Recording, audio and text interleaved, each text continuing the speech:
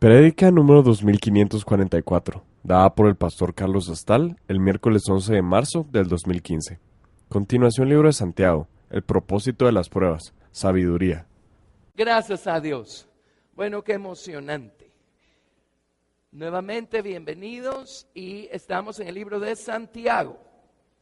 La semana pasada tuvimos el privilegio de estar en la convención de marzo en la iglesia de Jeffersonville, Indiana.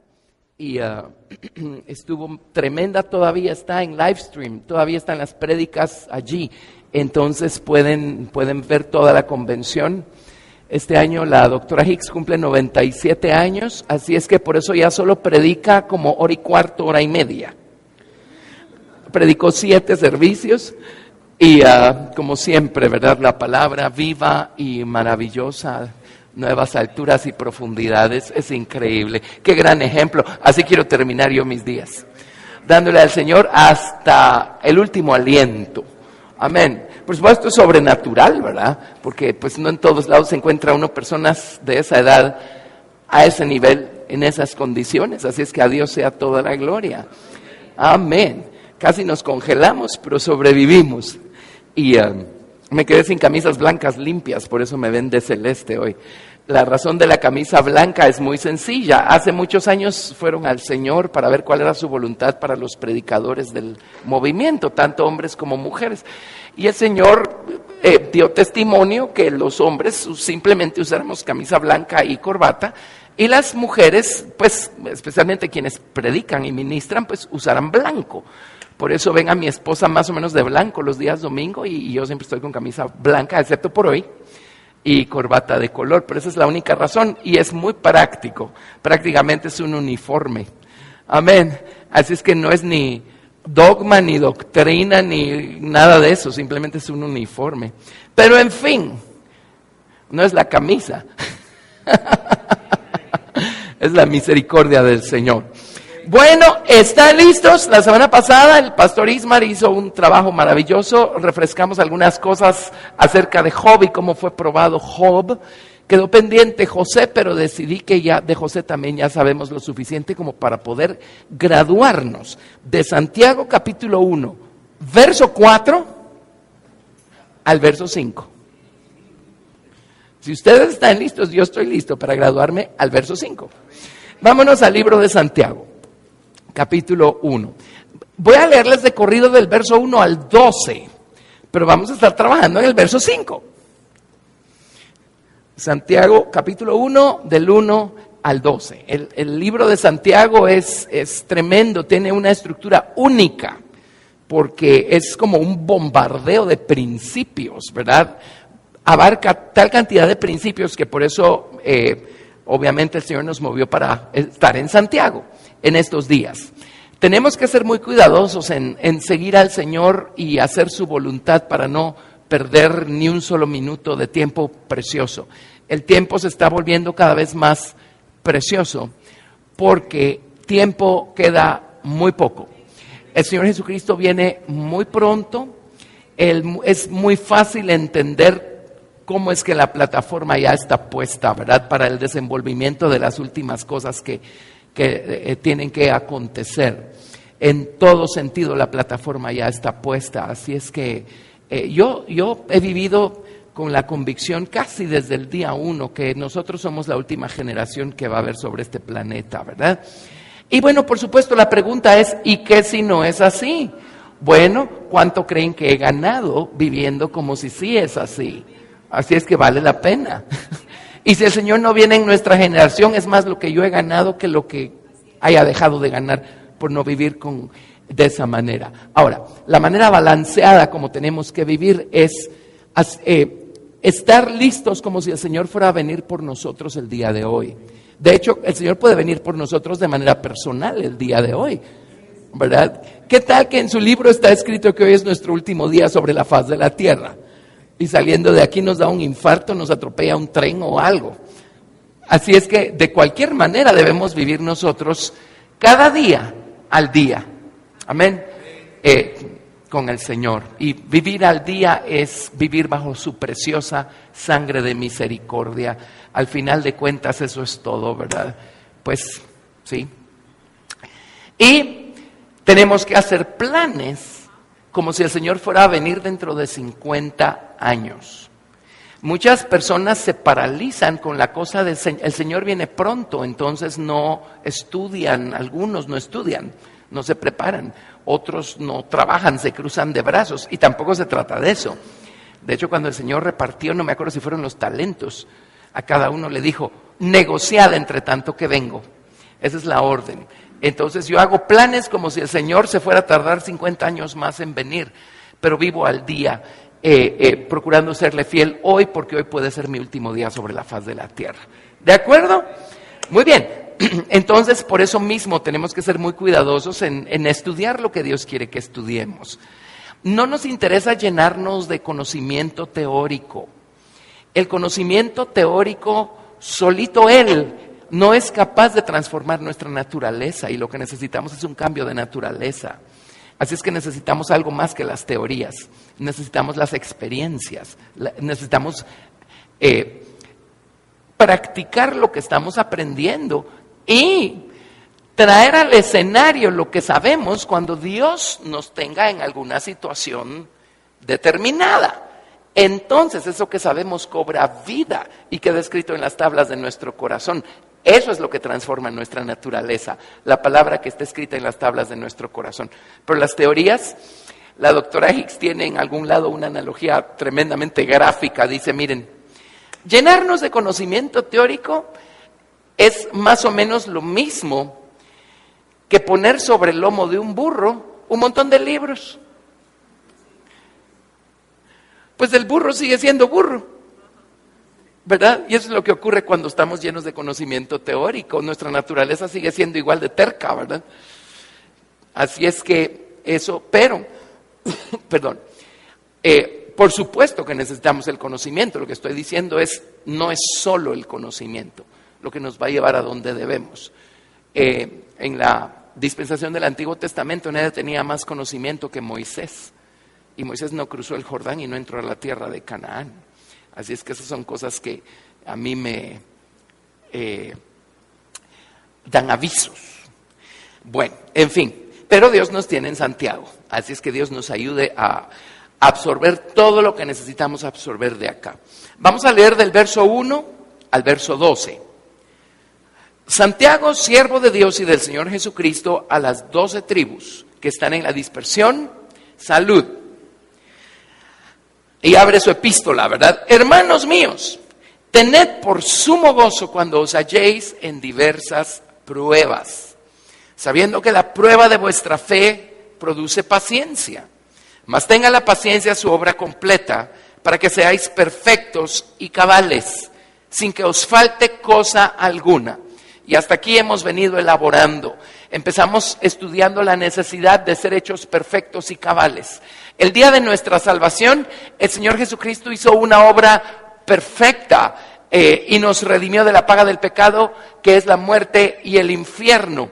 Pero la salvación inicial es solo el inicio de un proceso que va a regenerarnos, transformarnos, convertirnos y conformarnos a su imagen.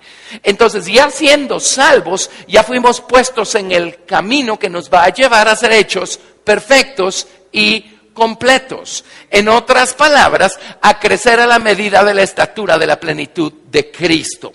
Y tenemos que crecer en la estatura de Cristo por dentro, en su estatura espiritual, llenándonos de sabiduría, entendimiento, conocimiento, prudencia. Y tenemos que crecer en la estatura espiritual de Cristo por fuera. Esto es, en su estatura moral. De tal manera que nuestras obras, nuestra conducta, nuestra conversación, nuestras actitudes acompañen o sean un reflejo del supuesto crecimiento espiritual que está dándose en nosotros por dentro. Amén. Si por fuera no vemos muchos cambios todavía, no nos engañemos. Sabemos más de lo que somos. Pero si no hay muchos cambios todavía por fuera, eso es el termómetro para que nosotros podamos darnos cuenta de que todavía nos falta crecer un poco más por dentro. Amén. Lo que yo sé no es necesariamente lo que yo soy. Yo sé muchísimo más de lo que soy. Amén. Pero Dios es tan misericordioso. Creo que Esta es nuestra familia espiritual, así es que creo que puedo compartirles una confidencia. Pero con mi esposa presentamos nuestra vida delante del testimonio, ahorita que estuvimos en Indiana. Algunos de ustedes ya saben qué significa eso, ¿verdad? Y oramos junto con unos hermanos maravillosos que estuvieron allí y todo. Y una hermana dijo, Dios dice que ustedes están limpios. Y el Espíritu dio testimonio como 5 veces. Ese es lo que era el Urim y el Tumim que tenía el sumo sacerdote en el Antiguo Testamento. Y todo el mundo con demostraciones del Espíritu y todo eso. Y yo solo me puse a llorar. ¿Saben por qué? Porque mi mente carnal no es limpia. Mi viejo hombre no es limpio. Mi viejo corazón no es limpio. Mi mortalidad humana no es limpia. Pero el Señor dijo que estábamos limpios. Esto significa que su preciosa sangre es nuestra cubierta, nuestra sombra. Y cuando Dios nos ve a través de la sangre de misericordia, Dios nos ve limpios. No porque lo seamos en el sentido de serlo nosotros, es porque es la sangre la que nos justifica, la que nos limpia delante de Dios. Y esta es una experiencia que Dios me dio hace muy al inicio, hace más de 30 años. Me acuerdo que una de las primeras veces, estoy pensando, a lo mejor fue la primera vez, que, bueno, cuando uno es recién convertido, uno tiene el fuego del primer amor, y ustedes saben, ya se los enseñé en la Biblia, cuando Dios sacó a los israelitas de Ramesés, estando aún en Egipto, porque no habían cruzado el Mar Rojo todavía.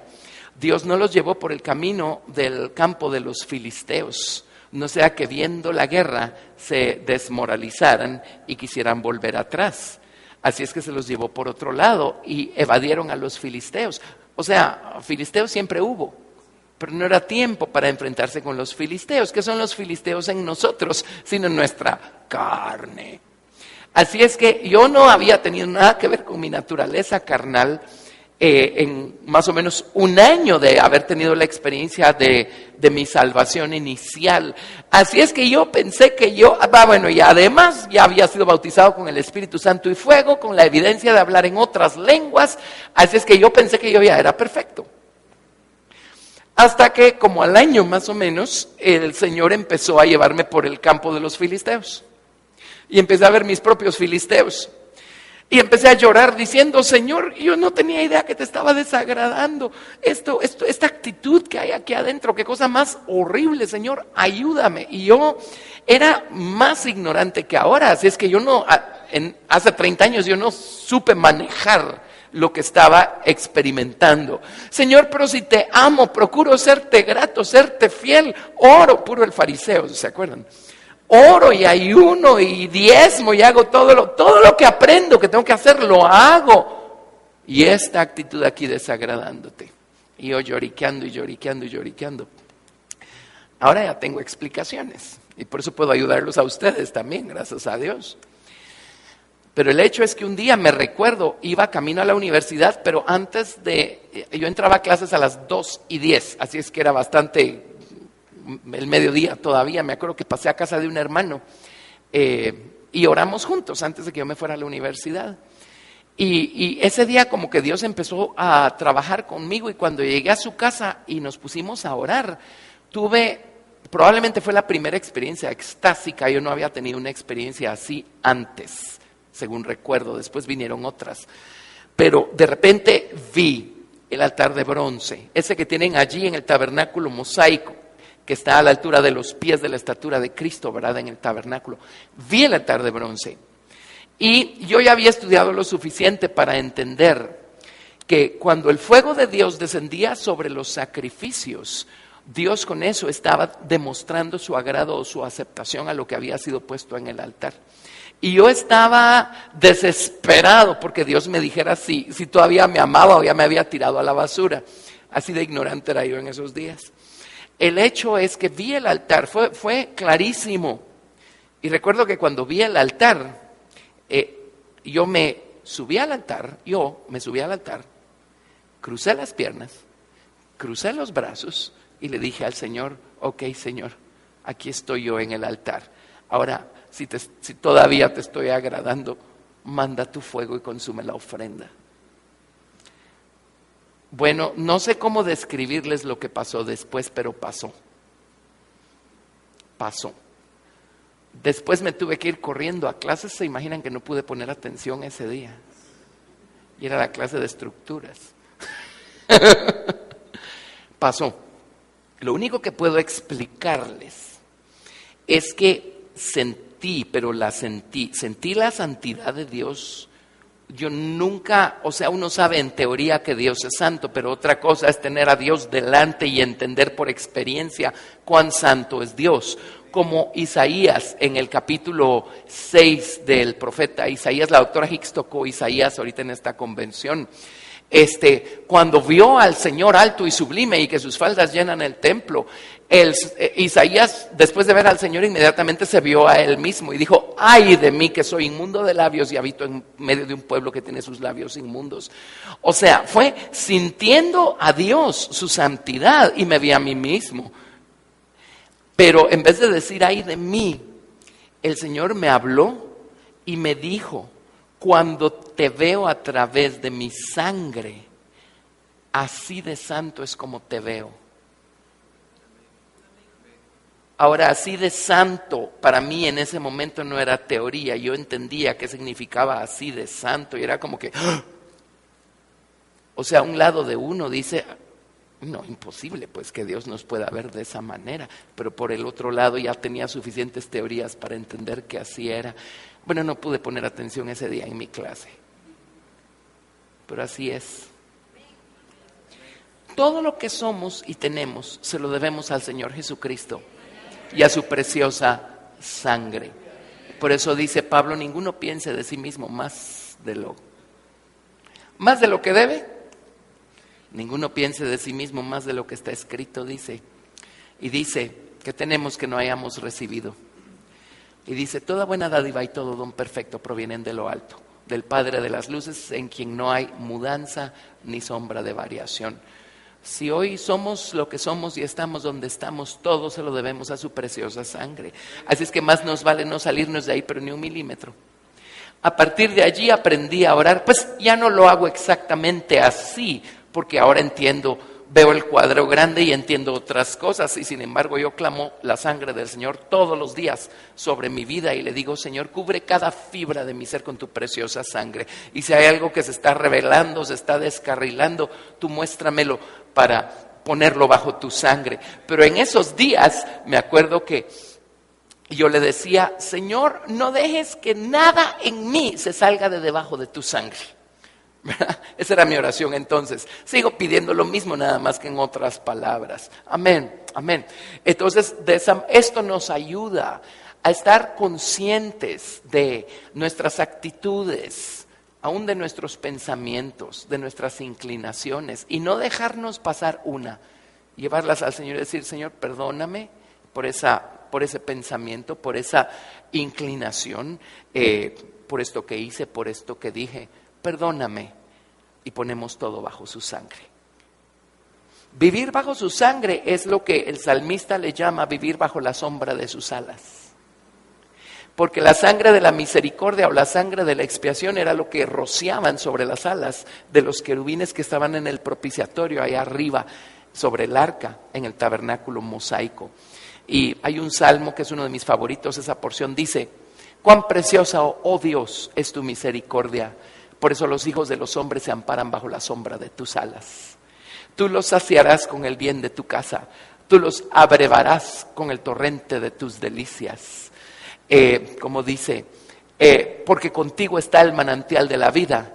En tu luz veremos la luz. Cuán preciosa es su misericordia. Su misericordia es nuestra vida, es nuestra salvación. Amén, amén. Gracias a Dios. Bueno, ya les conté. Así es que bajo sus alas de misericordia, nosotros todavía nos encontramos en el proceso de ser hechos perfectos y cabales, porque Él nos ve limpios, santos y justos. Justos significa libres de deuda, pero eso no significa que no debamos nosotros crecer, cambiar, mejorar. ¿Lo ven? Así es que debajo de las alas de su misericordia estamos seguros. Si hoy el Señor nos llama a casa, nos vamos con Él y según la estatura espiritual que hayamos obtenido, pues así será nuestra morada eterna, eso de plano. Pero mientras todavía haya tiempo debajo de las alas de su misericordia, la voluntad de Dios es hacernos perfectos y completos. O sea que sigamos adelante en nuestra jornada espiritual buscando la estatura espiritual del Señor Jesucristo y la estatura moral del Señor Jesucristo en nuestra vida. Entonces Dios ha trazado todo un camino para que podamos crecer. El tabernáculo es el mapa y el cuadro más claro y detallado en toda la Biblia del camino. No es el único mapa, pero es uno de los más claros y detallados. Luego, Dios también ha diseñado una serie de experiencias para ayudarnos a nosotros en este proceso de ser hechos perfectos y completos. Por ejemplo, hay actitudes muy arraigadas en nosotros, en nuestra voluntad, en nuestro corazón, en nuestra mentalidad, que como así hemos sido, si no siempre, por años, creemos que está bien, que esa actitud está bien, que no hay ningún problema con esa actitud. Imposible vernos a nosotros mismos y poder discernir algo así que no le esté agradando al Señor. Entonces el Señor en su infinita sabiduría nos echa una manita y crea situaciones para nosotros. Estas son las pruebas de las que habla Santiago. Bienaventurados cuando os halléis en diversas pruebas. ¿Qué son las pruebas? Lo hemos definido, ¿verdad? Pero significa experimentar el bien y el mal, significa ser disciplinado, significa ser provocados también. Y estas pruebas son presiones a las que Dios nos somete. Y cuando Dios nos somete a presiones, no hay como la presión, bueno, en nuestro planeta Tierra es un gran ejemplo de eso, ¿verdad? Cuando se están acumulando los gases y el calor y toda esa presión bajo tierra, tarde o temprano el volcán tiene que hacer erupción, porque no puede contener esa presión, ¿verdad? Igual somos nosotros. Hay cosas en nosotros que mientras más profundas y arraigadas están, más presión requieren. Tarde o temprano, miren toda la presión que Dios tuvo que ejercer con Job a través de sus famosos amigos. Le tomó como 40 capítulos hacer que el volcán hiciera erupción finalmente, en el caso de Job. Y nosotros somos igual. Hay cosas que una cosita y podemos ver nuestras actitudes, nuestras reacciones y discernir que de plano eso necesita ser lavado con la sangre preciosa del Cordero de Dios y eso necesita ser quitado de en medio o necesita irse a la cruz y quedarse clavado allí. Pero hay otras cosas que tenemos más arraigadas que requieren más presión para que nosotros podamos ver actitudes, cosas de nuestra naturaleza carnal detrás de las que el Señor anda.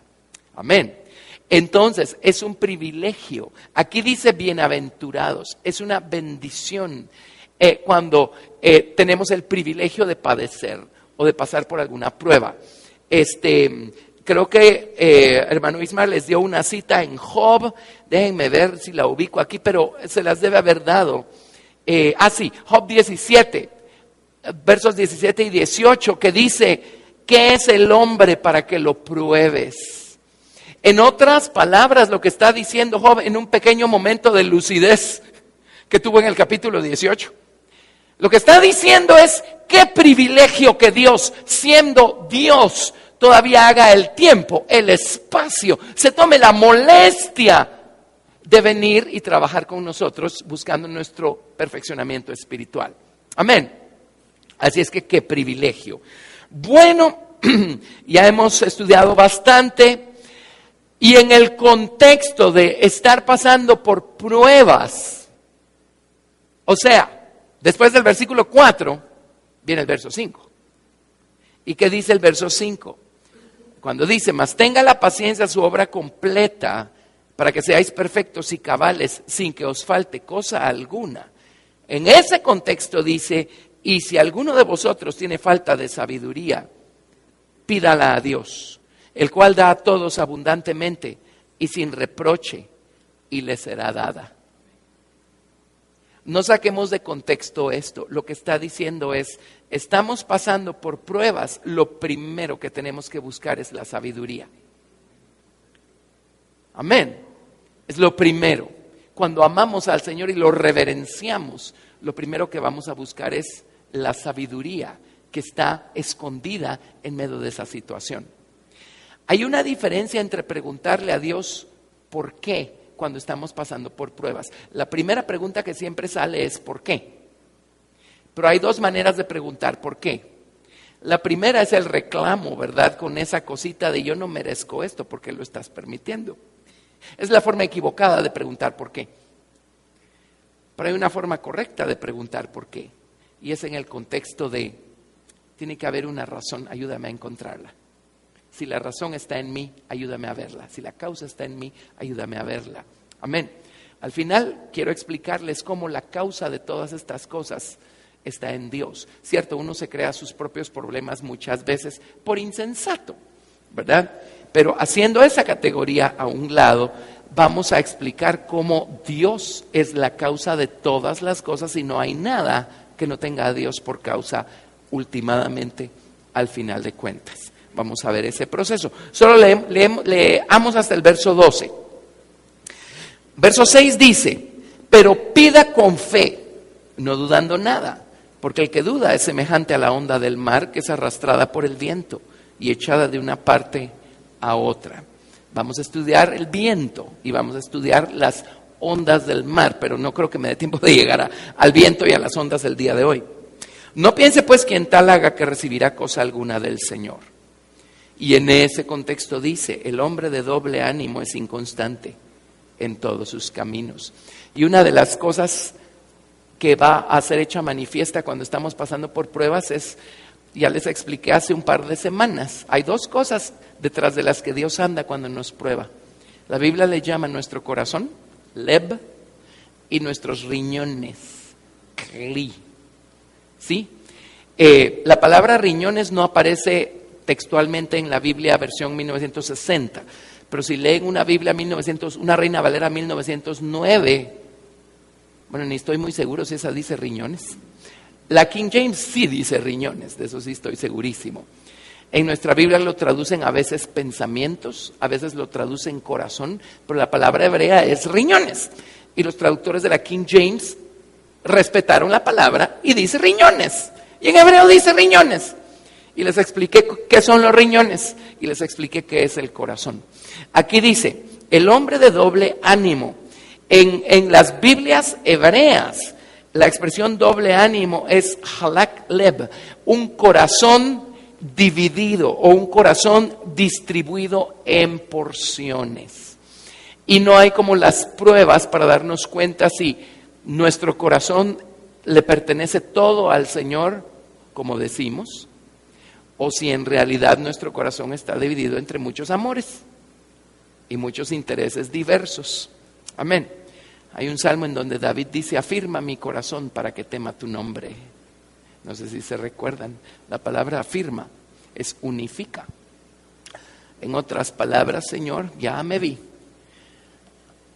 Veo dentro de mí un corazón dividido porque sí te amo con esta porción de mi corazón, pero si vamos a ser honestos, amo aquella otra cosa con esta otra porción de mi corazón.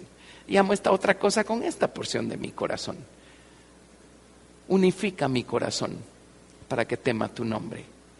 Y viene el Señor y dice, amarás al Señor tu Dios de todo tu corazón. Pues obviamente hay un trabajo que Dios tiene que hacer con nosotros para que eso pueda llegar a ser posible. Cuando llegamos al Señor, llegamos con un corazón dividido. Y el fuego del primer amor nos hace decir, amo a Dios con todo mi corazón, hasta que empezamos a ser probados y empezamos a descubrir que no es tan cierto. Pero el Señor empieza a poseer cada uno de esos pedacitos poco a poco. Amén. Hasta quedarse con todo. Entonces, el hombre de doble ánimo o con un corazón dividido en pedazos o distribuido en porciones, el hombre de doble ánimo es inconstante en todos sus caminos. El hombre de doble ánimo no es necesariamente aquel que va a buscar la sabiduría en medio de una prueba. Probablemente lo último que se le va a ocurrir hacer es buscar la sabiduría de Dios en medio de la prueba. Lo primero que va a hacer es alegar, porque resulta que a través de esa prueba Dios está tocando y exhibiendo sus amores extraños que tenía en estos otros rincones de su corazón. Amén. Bueno, pero Dios nos ama y sabe a qué velocidad llevarnos. Entonces, inserta otro principio acá, que vamos a ver en su momento. Dice, el hermano que es de humilde condición, gloríese en su exaltación, pero el que es rico en su humillación, porque él pasará como la flor de la hierba.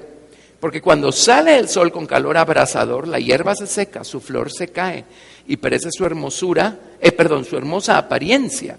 Así también se marchitará el rico en todas sus empresas. Vamos a estudiar qué es eso. Hay riqueza y pobreza natural y espiritual, y hay de las buenas, riqueza y pobreza, y hay riqueza y pobreza que es algo que Dios tiene que sacar de nuestro corazón. Ambas, riqueza y pobreza, ¿verdad? Entonces, vamos a estudiar eso.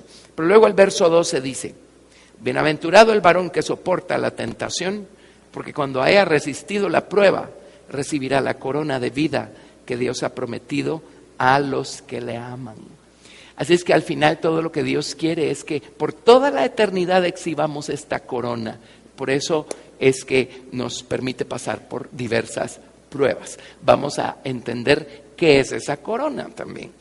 Entonces, volvamos al verso 5 y estudiemos. ¿Están listos? Voy a refrescarles un principio, a lo mejor va a ser nuevo para algunos otros, pero quiero explicarles algo acá. Vámonos por favor a Eclesiastés capítulo 7, verso 14. Eclesiastés 7, 14. A ver. Job, Salmos, Proverbios, Eclesiastés. Eclesiastés 7, 14. Las pruebas. Ese es el tema. Hasta aquí sigue siendo el tema. Las pruebas. ¿Por qué debemos atravesar pruebas? ¿Cuál es el propósito de las pruebas? ¿Por qué las pruebas están conectadas con nuestro proceso de ser hechos perfectos y cabales o completos? Eclesiastés capítulo 7, verso 14. Oigan esto. Ahora, ¿se acuerdan que en el jardín del Edén había un árbol de la vida? El libro de Proverbios dice que la sabiduría es árbol de vida a los que de ella echan mano. Y a Jesucristo se le llama claramente en el Nuevo Testamento sabiduría de Dios, poder de Dios. Así es que el árbol de la vida era el Señor Jesucristo presente en el jardín del Edén. Pero luego había un árbol del conocimiento del bien y del mal. Y hay personas que se desorientan un poquito y creen que el árbol de la ciencia del bien y del mal era el diablo, el árbol del diablo o algo así. Nada que ver, nada que ver. El árbol del conocimiento del bien y del mal era el Padre presente en el huerto. Así es que el árbol de la vida era el Hijo presente en el huerto y el árbol del conocimiento era el Padre presente en el jardín del Edén. Pero Dios desde el principio estableció que el único camino al Padre es a través del Hijo. Jesucristo mismo dijo, yo soy el camino y la verdad y la vida, nadie viene al Padre sino por mí. Amén.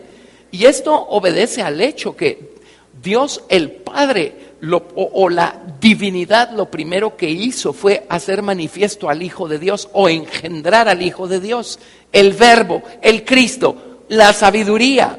Y luego a través del Hijo de Dios todas las cosas creadas fueron creadas. El origen de todo está en el Padre, pero el Padre engendró a su Hijo y a través del Hijo fueron creadas todas las cosas. Eso está clarísimo en la palabra de Dios. De hecho, en el libro de Hebreos claramente dice que el Hijo de Dios es el resplandor de la gloria del Padre. En otras palabras, a Dios o al Padre nadie lo puede ver, excepto el Hijo de Dios que está en el seno del Padre, dice. Amén. Entonces, Jesús dijo, quien me ha visto a mí, ha visto al Padre. Como el sol, nosotros no podemos ver el núcleo o la esencia que hace arder el sol. Lo que vemos es el resplandor alrededor del sol, pero la esencia o el núcleo, eso no lo podemos ver, no tenemos la capacidad. Y eso solo es una pequeña analogía física de cosas todavía más altas. Entonces, el Padre está, por así decirlo, oculto detrás del Hijo. Si queremos conocer al Padre, tiene que ser a través del Hijo, porque es el Hijo quien nos revela al Padre. en el jardín del Edén vemos ese principio desde el principio. El camino era que el hombre comiera primero del árbol del hijo, el árbol de la vida.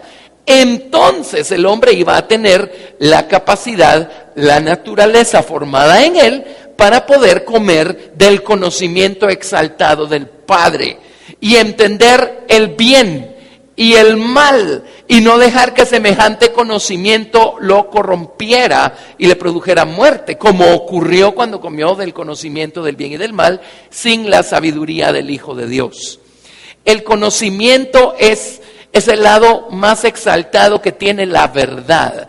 Adquirir conocimiento, eso es maravilloso, exquisito, es exaltación. Pero el único camino para adquirir conocimiento de manera legítima es a través de la sabiduría humilde del Hijo de Dios. Primero necesitamos echar mano del lado humilde de la verdad, esa es la sabiduría. Entonces vamos de camino a poder echar mano del lado exaltado de la verdad, ese es el conocimiento. Así es que ellos tenían que comer del árbol de la sabiduría para estar listos para comer del árbol de la ciencia del bien y del mal. Pero el cuento sigue siendo el mismo de siempre. Así como hoy en día todo ese montón de opiniones religiosas allá afuera dicen, ¿quién necesita a Jesús si todo el mundo puede tener comunión con el Padre? Bueno, eso no es invento de nuestra generación, eso empezó en el jardín del Edén. Es exactamente lo que le dijo la serpiente al primer hombre y a la primera mujer. Amén. Pero miren esto, Eclesiastés capítulo 7, verso 14, dice, en el día del bien, goza del bien. Y en el día de la adversidad, la palabra adversidad es mal, es la misma palabra. Bien es tov y mal o adversidad es ra, esa es la palabra hebrea. En el día de la adversidad o en el día del mal, considera, Dios hizo tanto lo uno como lo otro, a fin de que el hombre nada halle después de él. ¿Qué entendieron? Si vamos a ubicar la causa de cualquier cosa, tenemos que aterrizar tarde o temprano en la persona de Dios el Padre como la causa de todas las cosas. Tanto estas que caen en la categoría de bien, como estas que caen en la categoría de mal. El problema fue haber comido del árbol del conocimiento del bien y del mal por la vía ilegítima. Entonces hoy los seres humanos ni podemos manejar bien el bien, ni podemos manejar bien el mal. Si nos está yendo bien, nos llenamos de orgullo y nos atribuimos a nosotros mismos la gloria. Y vemos de menos a los demás, ¿verdad? Si nos está yendo mal, terminamos sumidos en el abismo de la depresión y buscando quitarnos la vida. No, el hombre no sabe manejar ni el bien ni el mal. Eso se lo debemos al primer Adán, hombre y mujer. Pero a través del Señor Jesucristo podemos manejar tanto el bien como el mal. Entonces, entendiendo que el bien y el mal está en el Padre, y el trabajo o el ministerio principal del Padre es revelarnos a su Hijo. Por eso podemos entender cómo a través del bien y el mal podemos hallar la sabiduría si la buscamos. Porque todo lo que el Padre permite es para revelarnos a su Hijo, la sabiduría. Voy más despacito. Definamos bien y mal. ¿Qué concepto más diferente al concepto incompleto y muchas veces torcido que traemos de Dios cuando apenas empezamos a caminar con Él y a conocerlo? ¿Sí? ¿Cuántas personas cuando están del lado del mal, en las balanzas de Dios, empiezan a atribuirle todo eso al diablo? Y a veces, porque ustedes me lo han contado, ustedes tienen la osadía de decirles, mira, Dios tiene que estar detrás de eso. ¿Y qué respuesta han recibido? ¿Cómo se les ocurre? Están locos. ¿Cómo puede estar Dios detrás de eso? Bueno, la próxima vez todo lo que tienen que hacer es leerles este versículo y con mucho gusto les doy otros 3 o 4. Pero es porque no conocemos a Dios. No sabemos quién es ni cómo opera. Y uno de los graves errores que cometemos es que al mal le llamamos pecado. No es cierto, en Dios no hay pecado. El hombre lo convirtió en pecado, pero en Dios no hay pecado. Amén. Hagamos entonces una balanza. Y pongamos el bien de este lado y el mal aquí. En hebreo fonético, el bien se llama tov y el mal se llama ra. Qué feo se ve solo así, pero solo así es. La otra letra es una ayin y esa no se pronuncia. La palabra bien o la palabra tov, oigan lo que significa. Significa placer, significa placentero, favorable. ¿A cuántos les gusta estar de este lado de las balanzas? Dulce, precioso, abundante, gozoso, bondadoso. Todo eso significa tov, bien. Y el árbol de la ciencia era el árbol de la ciencia del bien y del mal. Ahora veamos qué significa la palabra mal o ra. Acabamos de leer en Eclesiastés que Dios hizo tanto lo uno como lo otro, a fin de que el hombre nada halle después de él.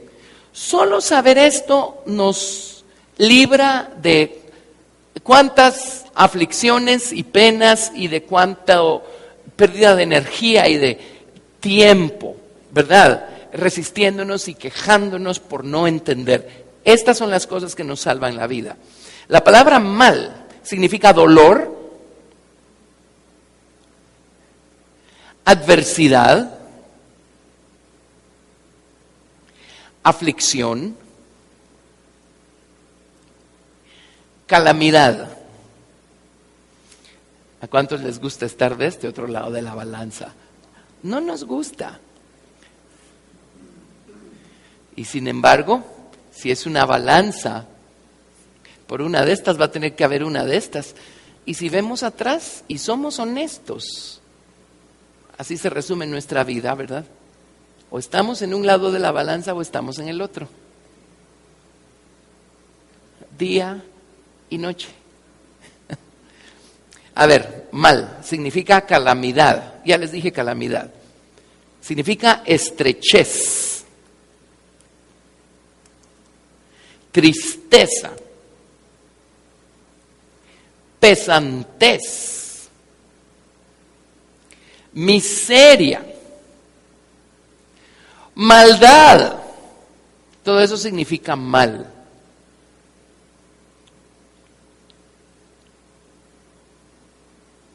Y en serio son cosas que la mayoría de creyentes no entienden y todo lo que tienen que hacer es estudiar su Biblia. De hecho, yo estoy seguro que mucha gente, si los oyen a ustedes mencionar estas cosas, los tildaría a lo mejor de locos, o secta, o a saber qué. Bueno, Dios tenga misericordia de todos, ¿verdad? Ahí está. Mal. Así es que estos dos lados salen de Dios, acabamos de leerlo. Estos dos lados proceden de Dios. Ahora vámonos por favor a Apocalipsis capítulo 4, verso 11. Apocalipsis capítulo 4, verso 11. Dios creó tanto el bien como el mal. Porque fuera de Dios, ¿quién tiene la capacidad para crear algo? Claro que Dios se vale del diablo, como en el caso de la historia de Job. Por supuesto que se vale del diablo. Pero así como se valió del diablo, se pudo haber valido de alguna otra cosa para tratar con Job. Amén. Pero el diablo, todo lo que es un siervo de Dios. Muy bien. Apocalipsis capítulo 4, verso 11 dice: Señor, digno eres de recibir la gloria y la honra y el poder, porque tú creaste todas las cosas. Eso significa tanto de este lado de la balanza como del otro lado de la balanza. Tú creaste todas las cosas y por tu voluntad existen y fueron creadas. La palabra voluntad es una palabra muy importante. En los Nuevos Testamentos hebreos se usa la palabra ratzón. Ratzón. Y la palabra ratzón es tremendamente amplia. Todas las cosas existen por su voluntad. La palabra voluntad o ratzón también se traduce deleite. Todas las cosas existen por su deleite o para su deleite. También estas. Ahora, no es que Dios sea malvado y esté tratando de reírse en nuestra calamidad, ¿verdad? Como Job ilustremente lo acusa por varios capítulos. Es obvio que no era ese el caso, ¿verdad? Amén. Su deleite. La palabra razón significa deleite, especialmente al mostrarse. La palabra razón significa el deleite de poder mostrarse, el deleite de poder darse a conocer. Y Dios se da a conocer tanto del lado del bien como del lado del mal. Por ejemplo, cuando Dios estaba lidiando a través de Moisés con el faraón en Egipto, Dios estaba dándose a conocer tanto a los israelitas como a los egipcios. A los israelitas los tenía del lado del bien de sus balanzas y a los egipcios los tenía del lado del mal en sus balanzas. Pero ¿estaba Dios tratando de darse a conocer a los egipcios o no estaba tratando de darse a conocer a los egipcios? ¿Con qué propósito? Doble. El primero, con la esperanza de que algunos abrieran los ojos y se convirtieran de sus malos caminos al Dios de Israel. Amén. El otro propósito, y esto lo menciona Pablo en el libro de Romanos, y dice: ¿quién podrá entender la mente de Dios? O sea, a mí no me aleguen por lo que les voy a decir ahorita. Pero el otro propósito es porque Dios tiene vasos de misericordia y vasos de ira, y los vasos de ira también tienen que llenar su cuota, y es una manera como Dios se da a conocer también. Ahora, yo no soy Dios para darles una explicación más amplia que lo que acabo de decirles. Lo que acabo de decirles lo descubrí estudiando mi Biblia. Amén. ¿No le hace sentido? Bienvenido al club y dele gracias a Dios. Si le hiciera sentido, usted sería igual que Dios y no lo es. Pero así funciona. Claro que puedo ampliar un poco más la explicación, pero no, ahorita no necesitamos eso. Amén. Pero para darse a conocer, para satisfacer, la palabra razón significa satisfacer una deuda. Entonces, ¿qué clase de deuda está Dios buscando satisfacer? Dice, acabamos de leer, todas las cosas Dios las creó para darse a conocer. Porque a través de ellas Dios puede experimentar el deleite de darse a conocer. Todas las cosas Dios las creó para satisfacer una deuda. ¿Qué deuda? Tiene que ser una deuda que Dios adquirió consigo mismo. Amén. ¿Sí? La deuda, nuevamente, de darse a conocer. Por eso creó todas las cosas. O sea, aquí está la belleza de lo que Dios es. Y no hay nada ni nadie con quien compartir eso. Dios desde el principio tenía una deuda consigo mismo y es la de darse a conocer. Amén.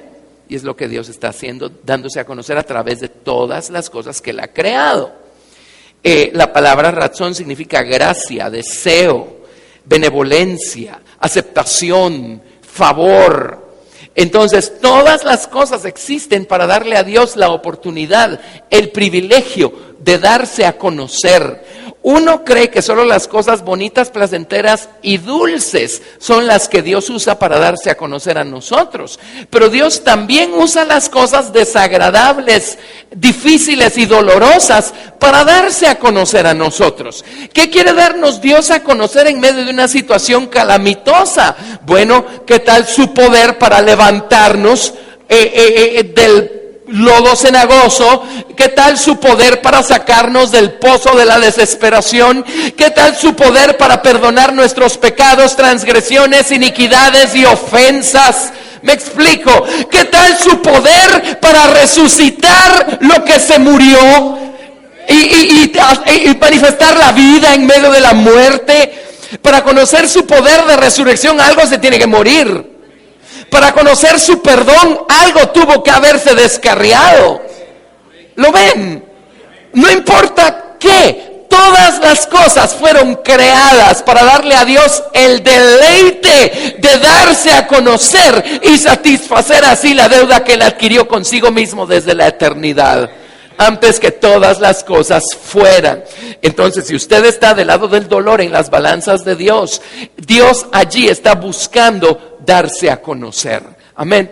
Y no hay como situaciones calamitosas para ver el amor, la misericordia, el poder de Dios obrando como en ningún otro contexto puede uno verlo. Si Israel no hubiera estado tan oprimido por los egipcios, eso no le hubiera dado a Dios la oportunidad de hacer las semejantes señales que hizo en Egipto. ¿Lo ven? ¿Lo ven? Si Dios todavía no lo vemos obrar de esa manera, es porque todavía nos tiene de este lado de sus balanzas.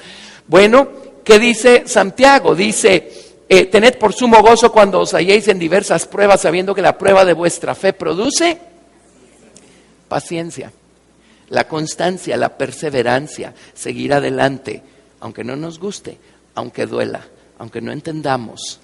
La constancia de seguir bendiciendo al Señor, no porque nos guste o no lo que Él está haciendo, sino porque simplemente, pues Él no se ha ido a ningún lado, Él sigue siendo el Señor, sigue siendo digno de nuestra alabanza, de nuestra gratitud, aunque no entendamos.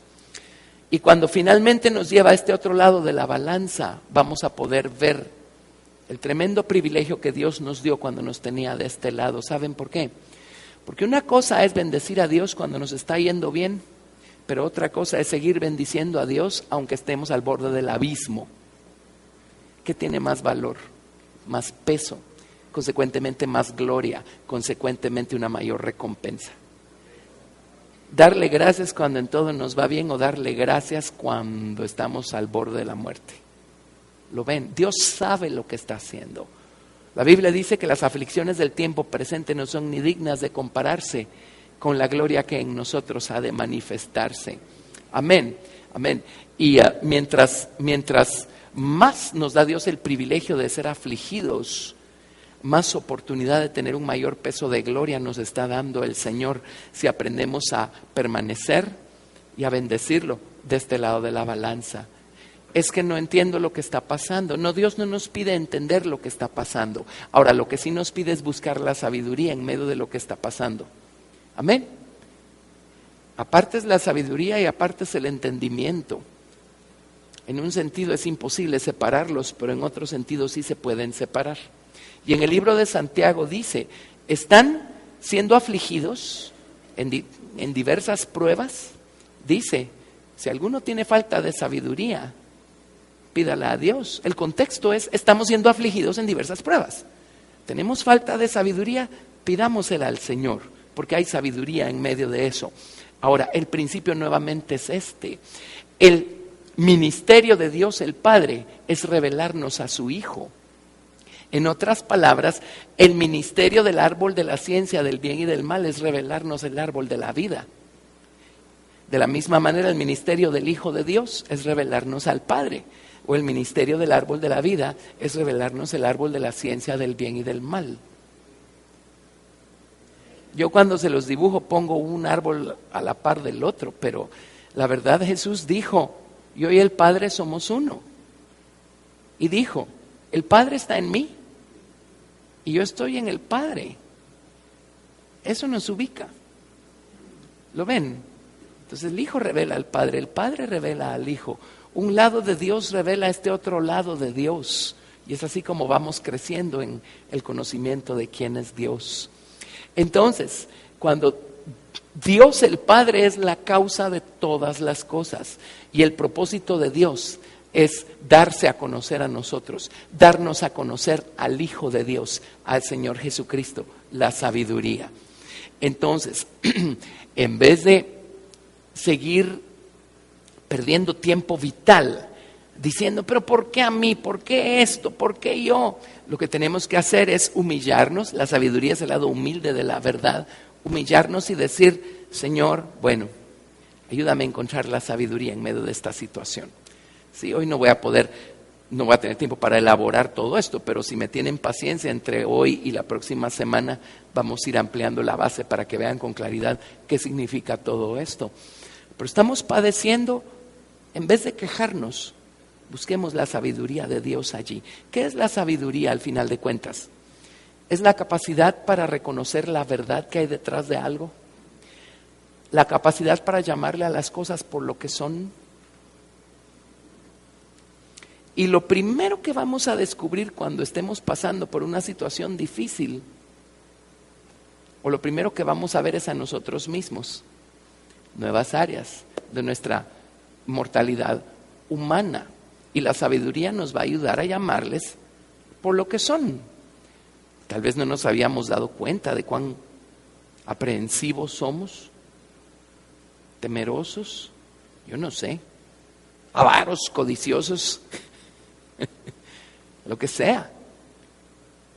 Y de repente en medio de esa situación empezamos a llamarle a las cosas por lo que son y empezamos a ver nuestras reacciones y a llamarlas por lo que son. Entonces vamos al Señor y le decimos: Señor, ya vi. Ahí estamos encontrando la sabiduría. Señor, ya entendí detrás de qué andas. Ahí estamos encontrando la sabiduría. Estamos encontrando la verdad en medio de esta tribulación, en medio de esta aflicción. Amén. No sé si necesitan que les... bueno, tal vez sí, en honor a quienes no conocen estas citas. Pero vámonos a Juan 6:44. Juan 6:44. ¿Vamos bien? ¿Me siguen? Bueno, Juan 6:44. Miren qué grande es Dios. Y no podemos medirnos con lo que Dios está haciendo con el vecino, porque Él tiene un plan maestro y una voluntad especial y específica para cada uno. Entonces, otro de los graves errores que cometemos es: Señor, pero si yo trato de serte fiel, ¿por qué al otro no le está pasando lo mismo o peor que a mí? Porque el otro no soy yo. A lo mejor la otra persona no está llamada a llegar a la Nueva Jerusalén como yo. Entonces Dios a la otra persona no la va a presionar como a mí, ¿verdad? Amén. Pero Juan 6:44 dice: ninguno puede venir a mí si el Padre que me envió no le trajere, y yo le resucitaré en el día postrero. Escrito está en los profetas, y serán todos enseñados por Dios. Así que todo aquel que oyó al Padre y aprendió de Él, viene a mí. En otras palabras, el ministerio del Padre es revelarnos a Cristo, la sabiduría. El ministerio del Padre, a través de todo lo que hace y permite, es darnos una nueva revelación de su Hijo, la sabiduría. Amén. Una vez adquirimos sabiduría, una vez comemos del árbol de la vida o del Hijo de Dios, entonces, ¿qué creen? Ahora el Hijo de Dios nos va a revelar un nuevo ángulo del Padre y vamos a adquirir un conocimiento que antes no teníamos. Pero hay un camino que debemos seguir para eso. En Juan 1:18, entonces dice, Juan 1:18 dice: a Dios nadie le vio jamás. El unigénito Hijo que está en el seno del Padre, Él le ha dado a conocer. Así es que el ministerio del Padre es darnos a conocer al Hijo, y el ministerio del Hijo es darnos a conocer al Padre. El Padre nos ayuda a adquirir sabiduría. La sabiduría es el Hijo de Dios, o el lado humilde de la verdad.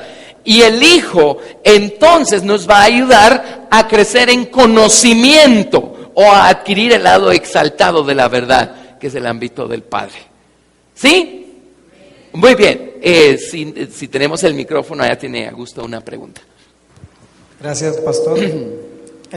Yo tenía una duda casi, tal vez aquí se refiere a que en la eternidad pasada ya estuvimos escuchando esto y por eso a veces se nos hace como que ya lo hemos oído antes, aunque sea la primera vez que lo vivimos. Correctísimo. Ahora, quienes no han oído este concepto nunca, pues perdón que no me puedo detener a explicárselos porque tendría que desviarme, pero exactamente. Solo entendamos que el día que nuestros padres concibieron y engendraron, nuestro cuerpo físico Nuestra alma y nuestro espíritu no vinieron de nuestros papás, vinieron de Dios. Nuestra alma y nuestro espíritu ya estaban existiendo el día que fue provisto un cuerpo físico o un tabernáculo o una morada para nuestra alma y nuestro espíritu. Amén. Y nuestra alma y nuestro espíritu, la Biblia lo dice clarísimo, clarísimo, estaban siendo pastoreados por el Señor Jesucristo allá atrás. Por eso hoy aquí venimos y escuchamos cosas y dice uno, es primera vez que lo oigo, pero me hace tanto sentido y lo siento tan familiar. Seguramente es lo que te está pasando con esto que estás escuchando aquí. Amén. Hay razones para todo eso. Qué emocionante, ¿verdad? Sí, por eso miren, reducir esta cosa a jugar a la iglesita. Qué pena, pues. Aquí no estamos jugando a la iglesita después de empezar a entender cosas tan maravillosas. Ya deje de jugar a la iglesita y conviértase en una persona verdaderamente espiritual. Amén. No tenemos idea de los tesoros que Dios tiene en la palabra de Dios para nosotros. Y ahí tenemos a cuántas cantidades de gente perdiendo el tiempo consultando otras fuentes y especulando e inventando un montón de cosas. Bueno, entonces, vámonos ahora. ¿Está claro esto? Tremendo, ¿verdad? Les sugiero oírlo varias veces para irlo conceptualizando. Vámonos a Proverbios ahora. Vámonos a Proverbios. Entonces, ¿por qué nos está pasando lo que nos está pasando? Porque Dios el Padre está tratando de revelarnos un nuevo ángulo del Señor Jesucristo, su sabiduría humilde, ¿verdad? Entonces, miren, dice, si alguno tiene falta de sabiduría, pídala a Dios, el cual da a todos abundantemente y sin reproche. Sin reproche significa que Dios no va a venir y nos va a decir, y nos va a recriminar o a sacar en cara o a condenar o a regañar porque le estemos pidiendo sabiduría. Todo lo contrario, es exactamente el camino que Dios quería ver que tomáramos en medio de la prueba, ¿verdad? Dame sabiduría, dame sabiduría. Ayúdame a ver la verdad que está escondida en medio de toda esta situación. Ayúdame a encontrar a Jesús en medio de toda esta situación. Revélame la humildad y la mansedumbre de Jesucristo en medio de esta situación. Muéstrame un nuevo ángulo del Hijo de Dios, del verbo de la sabiduría en medio de esta situación. Amén. Proverbios capítulo 1. Y aquí se dedican a hablar de la sabiduría. Proverbios capítulo 1, verso 1. Los proverbios de Salomón, hijo de David, rey de Israel, para entender sabiduría y doctrina, para conocer razones prudentes, para recibir el consejo de prudencia, justicia, juicio y equidad, para dar sagacidad a los simples y a los jóvenes inteligencia y cordura. Oirá el sabio y aumentará el saber, y el entendido adquirirá consejo, para entender proverbio y declaración, palabras de sabios y sus dichos profundos. Esa es la introducción. Ahora, dice, el principio de la sabiduría es el temor de Jehová. Y aquí es donde Santiago dice, el hombre de doble ánimo es inconstante en todos sus caminos. Cuando nuestro corazón está dividido, una pequeña porción de nuestro corazón va a reverenciar a Dios, pero el resto no lo va a reverenciar. Y eso se va a hacer evidente cuando estamos pasando por presiones. El principio de la sabiduría. ¿Dónde empezamos a encontrar la sabiduría? Cuando reverenciamos a Dios. Mientras estemos como Job. Job reverenciaba a Dios en un lado de la balanza, pero había un lado de Job que no reverenciaba a Dios. Porque si nos damos cuenta a lo largo de toda la trayectoria de Job, Job terminó diciendo, Señor, yo soy más justo que tú. Lo dijo. Eliú se lo señaló. Yo soy más recto que tú. O sea, yo me porto de una manera tan moralmente recta que merezco un mejor trato, pues. Pero a ti no te interesa que yo esté haciendo todas estas buenas obras. Por cierto, no hace mucho les dije, a Dios no lo impresionamos con nuestras buenas obras si nuestros riñones no están limpios. ¿Se acuerdan? Amén. O nuestros motivos, los motivos que generan esas obras. Y ese era el caso de Job. Por eso Dios le partió los riñones. Creo que vieron esa cita la semana pasada, ¿verdad? Exactamente, Dios lo que quería era operarlo de los riñones. Necesitaba un trasplante. Amén. Pero Job terminó diciéndole a Dios, yo soy más justo que tú, o sea, tú debieras fijarte en mis buenas obras y pagarme de acuerdo a lo que yo merezco, pero veo que por ningún lado me estás recompensando de acuerdo a lo que yo merezco. Bueno, había un lado muy profundo en Job que no reverenciaba a Dios, por eso ese lado de Job no estaba encontrando la sabiduría por ningún lado. O sea, a él le tomó 40 capítulos llamarle a las cosas por lo que son. Pero si reverenciamos al Señor, ese es el principio de la sabiduría. El camino a la sabiduría es reverenciar al Señor. Y en la convención de entrenamiento del año pasado les dije, nuestra gratitud es la que nos va a hacer reverenciar al Señor. Y reverenciar al Señor es lo que nos va a hacer comer del árbol de la sabiduría. Amén. El principio de la sabiduría es el temor de Jehová. Entonces, si estamos pasando por una prueba, solo veamos cómo estamos actuando. Oigamos las palabras que están saliendo de nuestra propia boca. ¿En qué clase de términos nos estamos refiriendo a Dios? Y podemos aguantar hasta cierto punto el hacernos los espirituales y los santos delante de Dios. Pero llega un punto en donde la presión es tal que al fin va a salir lo que estaba dentro, pues. Una vez les conté que estábamos lidiando con una de esas situaciones que son inevitables de vez en cuando en las iglesias. Y yo muy santo y muy justo y muy recto y muy piadoso y muy bondadoso bendecía a Dios en todo y por todo y oraba y todo lo demás, hasta que un día ya no me aguanté. Y me encerré, le digo a mi esposa, necesito orar, ahorita vengo. Y me encerré.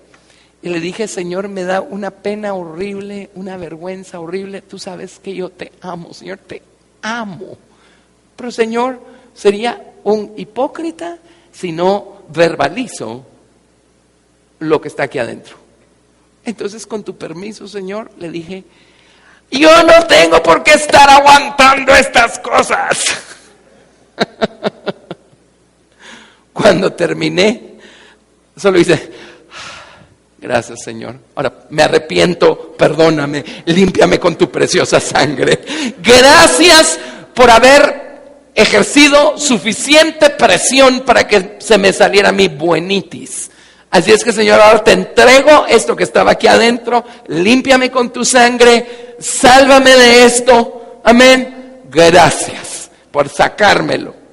Para hacerles corta la historia, como a las 2 semanas el problema se solucionó solito. Entonces adivinen detrás de quién andaba Dios. ¿Lo ven? Entonces, miren, no nos hagamos los santos si por dentro somos un volcán que solo está esperando una valvulita para explotar, pues. O sea, reconozcamos lo que está saliendo de adentro y vayamos y confesémoselo al Señor. Y démosle gracias, porque si está saliendo es porque ahí estaba. Pero Dios quiere limpiarnos de eso y sustituir eso con su propia naturaleza. Por eso dice, bienaventurados cuando os halléis en diversas pruebas. Amén. Gracias a Dios. El principio de la sabiduría es el temor de Jehová. Ahora oigan esto, la diferencia entre un sabio y un insensato o un necio. Los insensatos desprecian la sabiduría y la enseñanza. La palabra enseñanza es corrección, musar, corrección. Oye, hijo mío, la instrucción de tu padre, no desprecies la dirección de tu madre. Oigan esto, porque adorno de gracia serán a tu cabeza. ¿No leímos en Santiago 1:12 que aquellos que han soportado la tentación recibirán una corona de vida?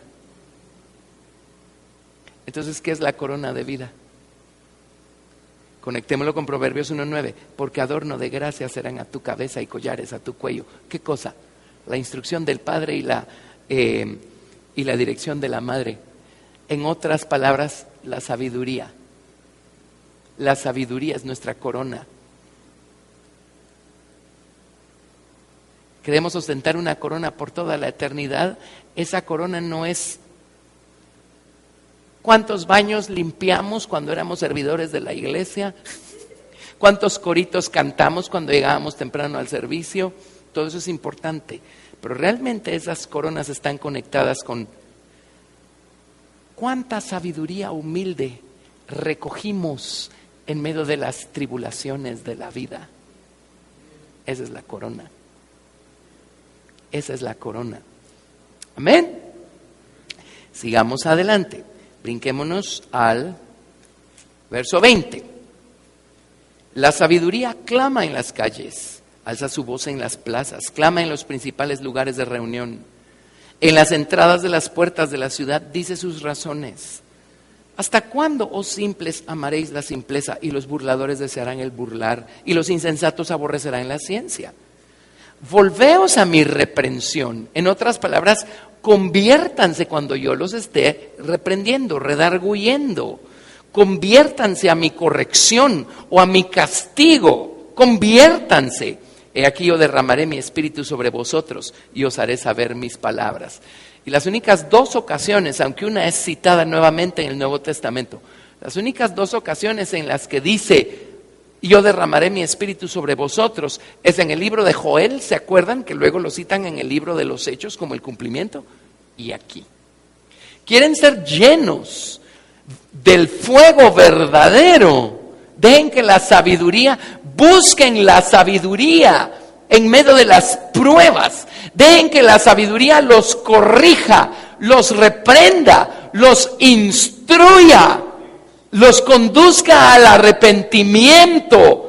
Y entonces Dios está listo para derramar una nueva porción de su Espíritu Santo sobre nosotros y hacer vivir su palabra a otro nivel. Dice, derramaré mi Espíritu sobre vosotros y os haré saber mis palabras. Y Dios nos va a llenar de conocimiento. Amén. Bueno, sigamos adelante. Vamos a ver, por favor, Proverbios capítulo 4. Verso 7, Proverbios 4:7 dice, sabiduría ante todo, adquiere sabiduría y sobre todas tus posesiones adquiere inteligencia. Engrandécela y ella te engrandecerá, ella te honrará cuando tú la hayas abrazado. Adorno de gracia dará a tu cabeza, corona de hermosura te entregará. Por eso dice Santiago, a los que hayan soportado la tentación, Dios les dará una corona de vida. ¿Qué es la corona de vida? Toda la luz que recogieron, toda la sabiduría que recogieron, toda la verdad que recogieron en medio de la aflicción. Miren, esa tribulación por la que están pasando nunca más va a regresar, nunca más se va a volver a repetir. La siguiente nunca es igual que la anterior, nunca. Es una situación única. Es su única oportunidad para recoger los tesoros de sabiduría que Dios escondió precisamente allí. La única. Nunca más va a volver esa situación. No salgan de esa situación sin su tesoro. Amén. Y por supuesto, pues, Santiago 1:12. Santiago 1:12. Santiago 1:12. Bienaventurado el varón que soporta la tentación o la prueba, porque cuando haya resistido la prueba, recibirá la corona de vida que Dios ha prometido a los que le aman. Ahí tienen. ¿Qué es esa corona de vida? Sino esa corona de sabiduría, la sabiduría que encontramos en medio de la situación. Así es que no busquen huir de la situación, al contrario, busquen encontrar la sabiduría que hay allí en medio de esa situación. Y nunca olviden pues que es una situación única que nunca más se va a volver a repetir. Así es que sáquenle el jugo. Sáquenle el jugo. Amén. Su oportunidad dorada de salir de allí con una corona. ¿Y qué vamos a hacer con esa corona? Bueno, hay varias cosas que vamos a hacer con esas coronas. En un lado de la balanza, eso es lo que nos va a convertir en sacerdotes de Melquisedec por toda la eternidad. Y eso lo descubren solo trazando las palabras en idioma hebreo. Pero por el otro lado, van a tener algo que echar a los pies del Señor Jesucristo cuando le quieran dar gloria, algo tangible, si se puede decir así, que poner a sus pies y decir, Señor, todo te lo debo a ti, gracias. Amén. Gracias, gracias. Así es que vale la pena. Esta vida es difícil, es dura. Si somos honestos, no todo es malo. Es un balance. Pero también seamos honestos, no todo es bueno. Hay dolor, hay placer, saquémosle el jugo a cada momento y a cada situación y recojamos los tesoros que Dios tiene para nosotros allí. Amén. Y vamos a tener una corona que poner a los pies de Cristo cuando todo haya sido dicho y hecho. Bueno, se nos fue el tiempo. Así es que pongamos ahí un punto y coma y seguimos la otra semana elaborando el versículo 5 de Santiago capítulo 1. ¿Aprendimos algo? Amén. Qué bueno es el Señor, qué sabio es el Señor, qué perfecto es el Señor.